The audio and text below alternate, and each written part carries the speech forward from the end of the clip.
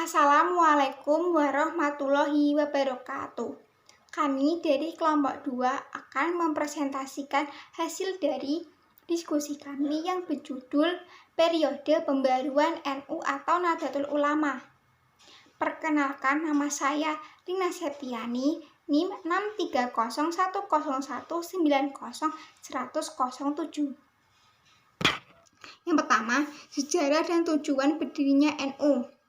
Nahdlatul Ulama atau NU didirikan oleh Kiai Haji Hasyim Asy'ari pada tahun 1971 sampai 1947, seorang ulama besar dari pesantren Tebu Ireng, Jombang, Jawa Timur. NU didirikan notabene oleh para ulama yang bergabung dalam Komite Hijaz. Pada pendudukan Jepang, organisasi ulama tradisional ini bergabung dengan Muhammadiyah, merupakan sebuah organisasi Islam reformis dalam Dewan Islam Masyumi atau Majelis Syura Muslim Indonesia. Namun, pada tahun 1952, NU keluar dari Masyumi yang membuat Masyumi menjadi partai politik modern dan menjadi partai politik yang independen. Pada pemilihan umum pertama setelah kemerdekaan 1955, NU muncul sebagai salah satu dari 3 lainnya adalah Partai Nasional Indonesia atau PNI, Masyumi, dan Partai Komunis Indonesia atau PKI. Tiga alasan pokok mendasari kesepakatan para ulama tersebut untuk mendirikan organisasi NU, yaitu 1. Timbul keperluan yang mendesak bagi kaum penganut mazhab untuk melembagakan persatuan di antara mereka, guna menghadapi pesatnya perkembangan gerakan pembaruan Islam di Indonesia, khususnya di Pulau Jawa, terutama dilancarkan oleh Muhammadiyah. Yang kedua, timbulnya keperluan yang mendesak untuk mengadakan audiensi guna menyampaikan resolusi dari kaum Ahlussunnah wal Jamaah di Indonesia kepada penguasa baru di Saudi Arabia yang dipegang oleh dinasti Sud dari kaum Wahabi. Yang ketiga, globalisasi imperialisme visi konvensional yang didirikan Indonesia dilakukan oleh Belanda, Inggris, dan Jepang, sebagaimana juga terjadi di belahan bumi Afrika, Asia, dan Amerika Latin, dan negeri-negeri lainnya yang dijajah bangsa Eropa.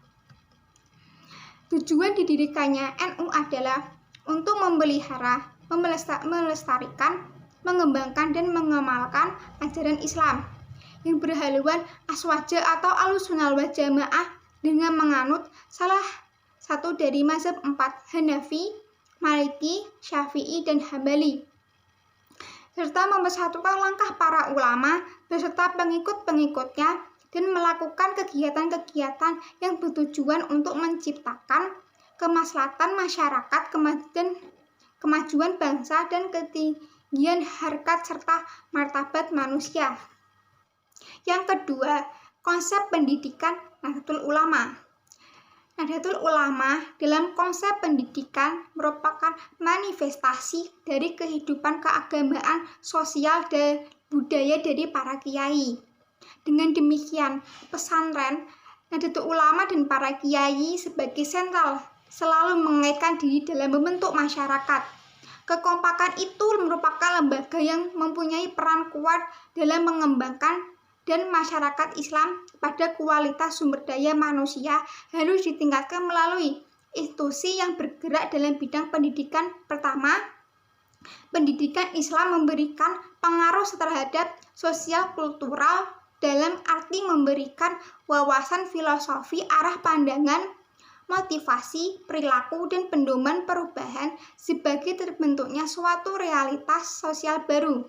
Kedua, pendidikan Islam dipengaruhi oleh perubahan sosial dan lingkungan sosiokultural dalam penentuan sistem pendidikan, di mana pesantren adalah model pendidikan yang sama tuanya dengan Islam di Indonesia. Jika dilihat Dari keberadaannya, pesantren merupakan institusi pendidikan dan dakwah agama Islam. Ia lahir di tengah-tengah masyarakat yang belum mengenal sekolah maupun universitas. Tidak dapat dipungkiri bahwa pesantren merupakan andil besar dalam mencerdaskan kehidupan bangsa. Kemudian, ciri khas dari ajaran Ahlussunnah wal Jamaah yang menjadi garis perjuangan NU yang bersumber pada Al-Quran, Sunnah, Ijma', dan Qiyas. Assalamualaikum warahmatullahi wabarakatuh. Perkenalkan, nama saya Desi Safina Safira, NIM 6301019083. Di sini saya ingin menjelaskan mengenai pembaruan pendidikan Islam dalam NU. Dalam masalah pendidikan, pembaruan atau tajdid dalam NU sebagai upaya perbaikan guna meningkatkan kualitas pelayanan sehingga menghasilkan kualitas outputs yang lebih baik daripada sebelumnya. Sebenarnya ini tuh sudah lama dilakukan oleh para pendidik atau ulama NU. Sebagai contoh, dalam pemahaman ajaran terkait pendidikan dapat dikemukakan antara lain dalam soal bijak.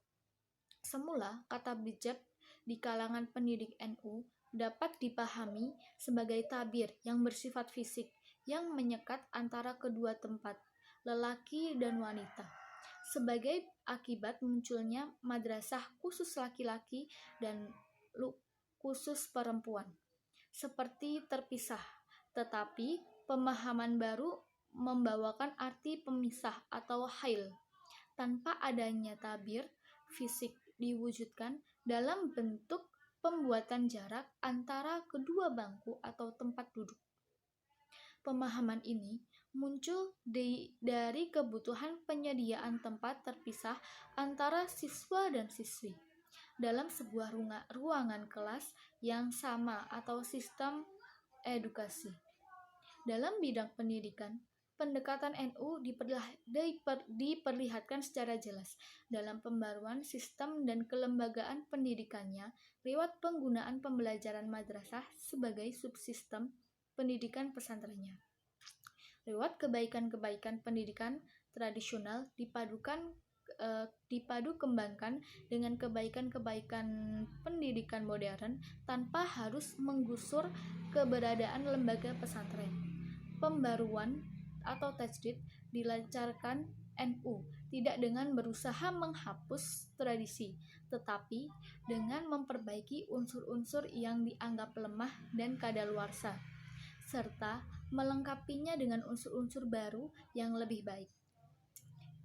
Yang tidak kalah pentingnya, hadirnya tokoh-tokoh penting atau ulama di lingkungan NU, seperti Kiai Haji Hasyim Asy'ari, Kiai Wahid Hasyim, Kiai Syaifuddin Zuhri, dan Kiai Hasyim Latif.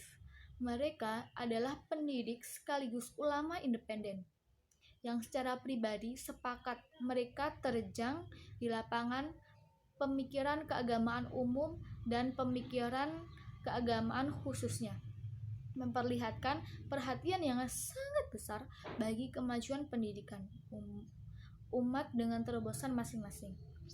Penerimaan dan kesamaan sikap tokoh-tokoh panutan seringkali semata-mata didasari atas kepercayaan yang mendalam atau pengalaman bahwa para tokoh panutan tersebut selalu dapat bersikap atau berpendapat yang tepat dalam segala situasi.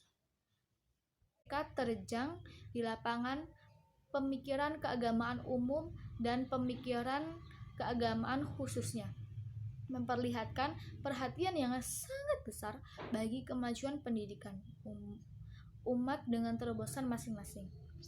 Penerimaan dan kesamaan sikap tokoh-tokoh panutan seringkali semata-mata didasari atas kepercayaan yang mendalam atau pengalaman bahwa para tokoh panutan tersebut selalu dapat bersikap atau berpendapat yang tepat dalam segala situasi.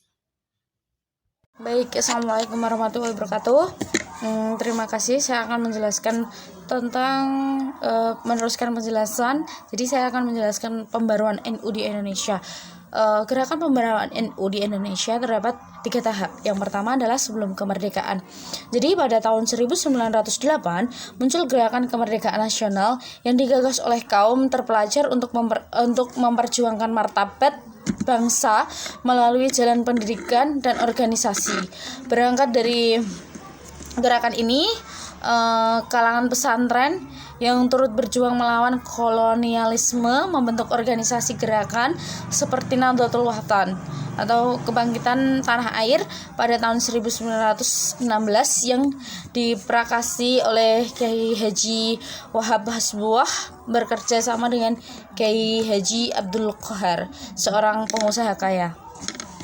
Oke, di Surabaya dan didukung oleh masyarakat dan berhasil mendirikan sebuah gedung bertingkat di Kampung Khawatan, Surabaya, yang kemudian dikenal sebagai perguruan Nahdlatul Watan, yang berarti kebangkitan tanah air.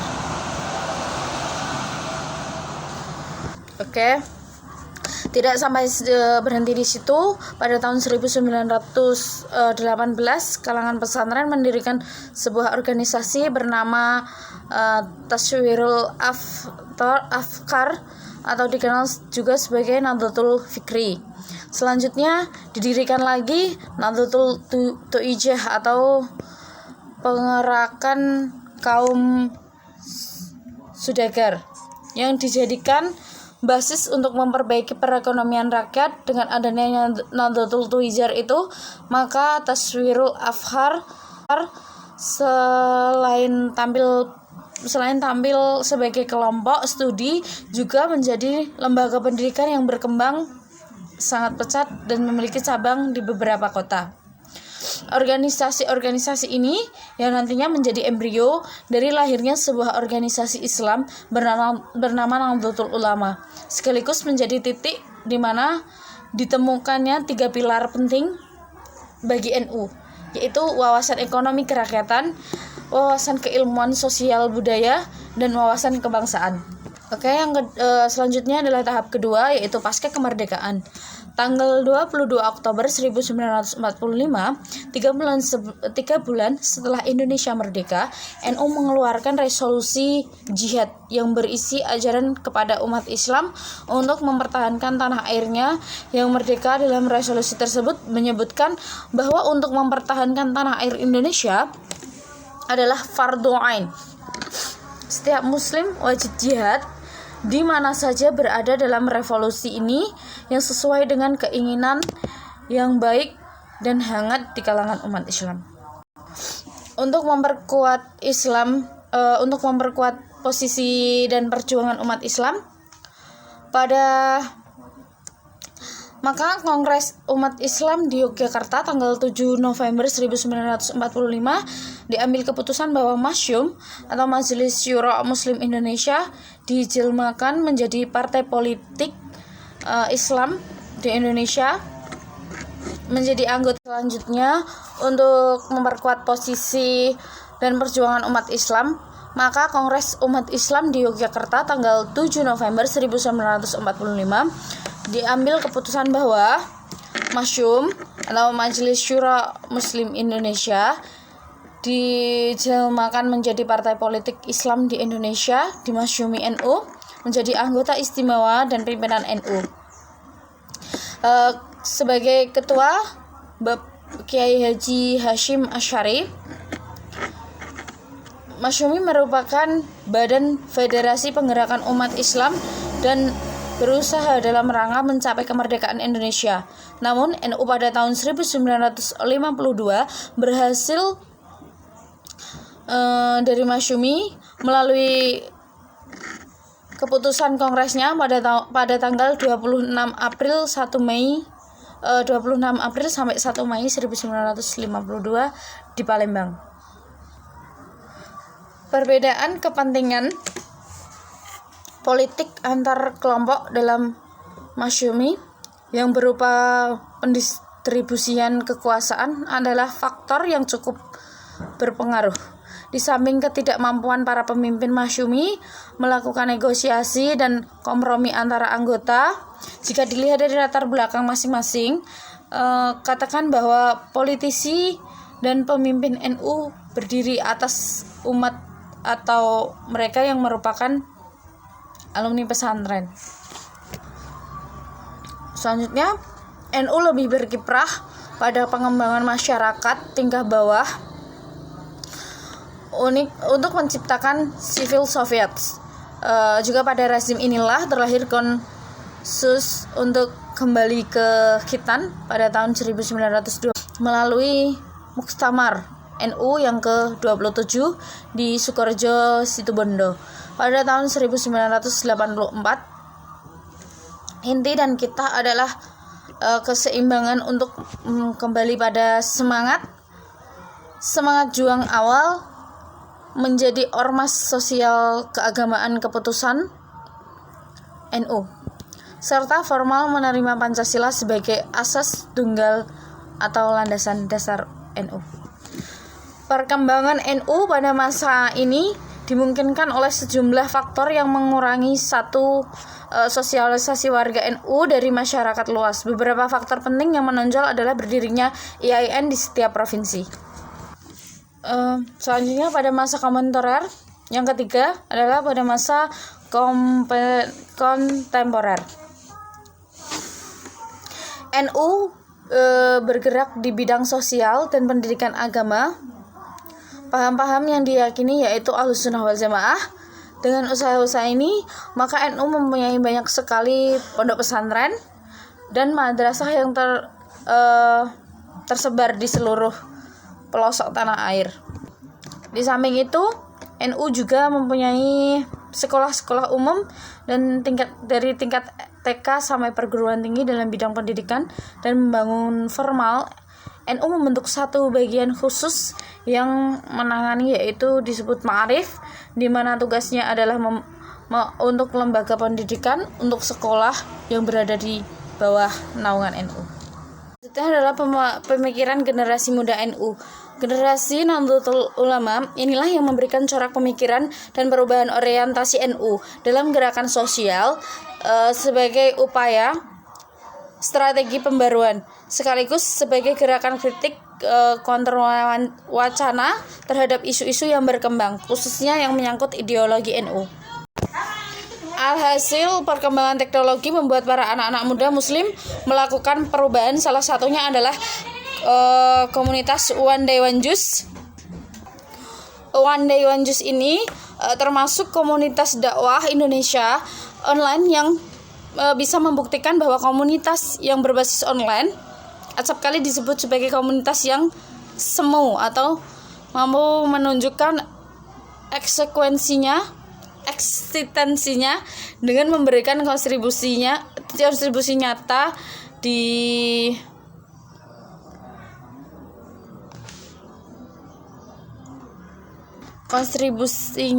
di masyarakat.